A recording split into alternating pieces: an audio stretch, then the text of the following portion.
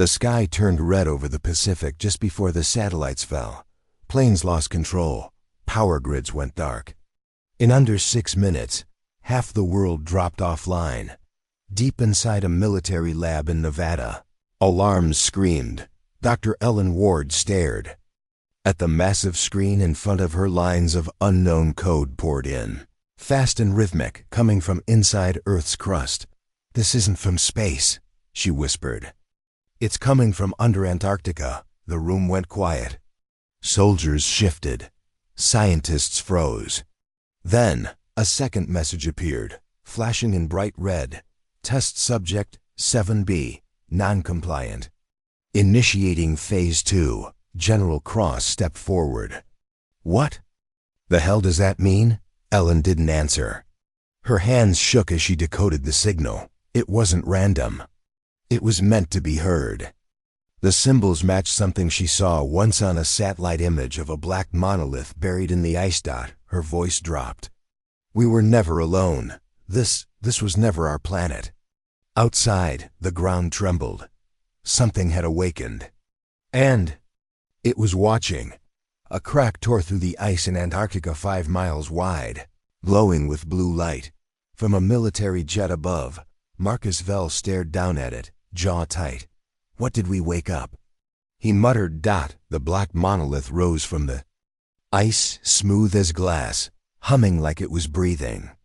It wasn't just a structure. It was ACTIVE. Dr. Ellen Ward's voice came through the earpiece. "That thing is sending signals to other places, beacons, and they're responding. Around the world, ancient ruins long buried under jungles. Deserts and oceans began to glow. In the Amazon, a giant stone face lifted from the ground, its eyes lit up, scanning the forest. In Egypt, a pyramid cracked open to reveal something metal inside, pulsing with light. Ellen sat in a secure command bunker, pulling up images from satellites, each one showing strange objects activating. "These aren't ruins," she said. "They're part of a network watching us." Marcus's voice came back, cold and low. "Watching us for what?" No one answered. But the ground below began to rumble again, this time. From more than one direction above Earth, something huge appeared out of nowhere. No warning, no sound. Just a sudden shadow stretching over the moon. It wasn't a ship. It was a platform, dark and alive, 3 miles wide. It pulsed like a heart. And it was watching. At NORAD, every screen went black. Then, one word appeared in blood-red letters. Retrieval. In Nevada, Ellen froze as a new life form stepped out of thin air. It didn't walk, it floated. 8 feet. Tall, skin like smooth silver. No eyes. And yet, it looked at everyone. People dropped to their knees, holding their heads. They heard a voice, but not with their ears. It was inside their minds. "You were meant to evolve under control. You asked questions, you disobeyed. Now begins removal." All across the planet, people started vanishing, pulled straight into the sky by beams of light. Cities screamed. Nations panicked. Ellen gripped the edge of the table. "They're not here to talk. They're here to clean up." And far above, more shadows moved behind the first platform. The watchers were not alone. Ellen's head hit the floor. The watcher's voice had triggered something inside her, memories that weren't hers. Or maybe they were. She saw flashes. Not dreams, not imagination, other lives, other bodies, other planets. She wasn't born on Earth. She had arrived here wiped clean.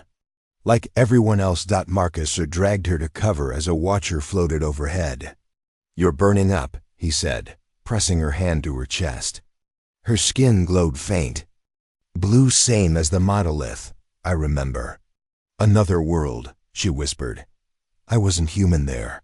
Meanwhile, Marcus got his own shock. The Burners, a hidden rebel group, intercepted them and scanned Marcus's DNA. They found code. Not just human genes, inserted patterns, alien in design. "You're not natural," the Burner leader growled. "Neither of you are." Ellen looked at Marcus, heart racing. What if Earth is just one test field out of hundreds? Marcus loaded his rifle. Then I say we fail the test our way. Outside, the sky split open. More watchers arrived, some larger, some shaped like insects, serpents, or machines. Earth wasn't just being watched anymore. It was being corrected. Underground, in a dark bunker beneath Utah's red canyons, the burners lit a signal torch made from alien metal. The flames burned cold blue. Elen and Marcus followed their leader, a scarred man named Rix, deeper into the base. On the walls, drawings of strange machines, faded stars, and hundreds of dead species, all marked as failed. Rix stopped at a vault door. "You want answers?" he growled. "This planet is one of thousands, all tests, all lies. But someone found a way out." He opened the vault. Inside, a broken alien device glowing weakly, a protocol core. "Rumor says it can break the system," Rick said. "Shut the whole test down. But it's not complete. The rest is on Titan." Marcus stared. "Saturn's moon?" Rick nodded. "There's a gate here, buried under a dead mountain. Watchers don't know we still have it." Elen stepped forward. "We go. We finish this." But just then, the bunker shook violently.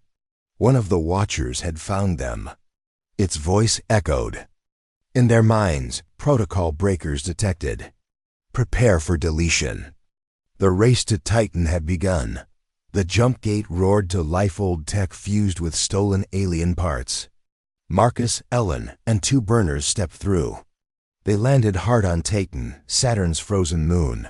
But Titan was not quiet. It hummed, thick orange. Fog rolled across shattered towers buried in ice. Dead machines stuck out of the ground like bones. This wasn't just a test site, it was a battlefield from another failed species. Inside a frozen ruin, they found it, a massive vault sealed by alien glyphs. Elen's glowing hand opened it. Inside, something stirred. It was a creature, part flesh, part metal. Humanoid with glowing veins fused into the wall. It opened its mouth and spoke in English. "You broke the cycle," it rasped. "The others accepted their place. You didn't." Marcus raised his weapon. "What are you?" The being smiled weakly. "Like you. I was a rebel, but I failed. Now you have the last core. If you use it, you end the test." "And face what comes next?" Outside, a shadow-covered Titan sky. The Watchers had followed them. There would be no escape. Back on Earth, reality was falling apart. Mountains floated into the sky. Oceans stopped moving, frozen mid-wave. People walked through mirrors. Time reversed in short bursts. The system was collapsing. The Watchers had lost control. Humanity had gone off-script, inside a hidden lab on Titan. Elen held the last piece of the protocol core. It pulsed with energy that bent gravity around it. She looked at Marcus. "If we use this, there's no going back." Marcus didn't flinch. "They already erased other worlds. We're next." But the Watchers spoke again, no longer calm. Their voices were angry, distorted. "You taught others to ask. You spread awareness. You broke the silence. For that, you will be erased." The being in the vault trembled. "They are afraid of you now." Suddenly, Titan shook. The Watchers were landing. Huge, multi-limbed machines dug into the surface, surrounding the ruins. Marcus turned to Elen. "We do this now, or Earth becomes the next grave." She placed the final shard into the core. A blinding pulse shot out. Every Watcher stopped moving. The final choice had been made.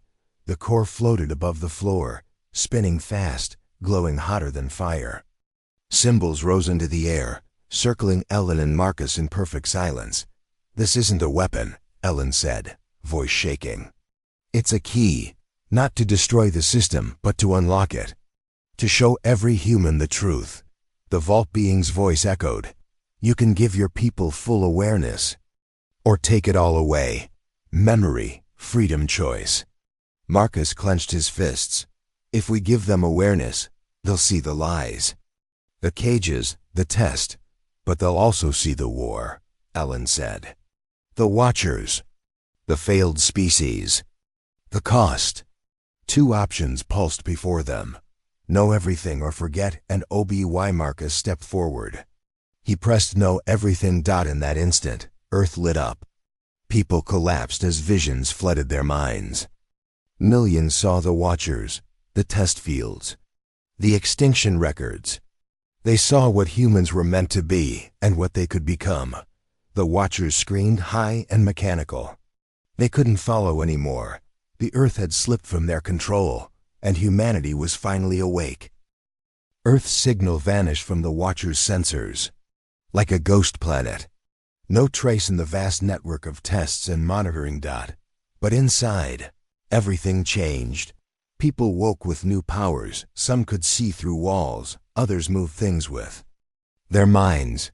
Communities linked by mental webs, sharing thoughts faster than any machine. Governments fell apart. Old rules didn't matter anymore. Humanity was rewriting itself. Elen and Marcus watched in awe as the planet transformed. The test is over, Elen said softly. We're not subjects anymore. But far beyond the stars, an alien ship intercepted a last distress call from the Watchers. Test Subject 7B escaped control. Anomaly detected. Potential threat. The alien captain's eyes narrowed. Prepare for war. This species is no longer a test. Back on Earth, a new era began. Humans were no longer alone or controlled. They were evolving. The question remained, would the universe accept them? The Watcher's last message echoed through deep space. Test Subject 7B escaped. Outcome, anomaly. Threat level, unknown. Far beyond the stars, an ancient alien council gathered in a massive chamber filled with glowing symbols. They watched Earth's final transmission, a world breaking free from control. A cold voice spoke, calm but heavy. Humans have changed the game. They broke the rules. A tall alien stepped forward, eyes sharp and glowing. If they are not contained, they will bring war to the galaxy. The council voted. The decision was clear. Prepare the fleet. We cannot ignore this species any longer. Back on Earth, Elen and Marcus stood together, looking at the sky. Stars shimmered differently now.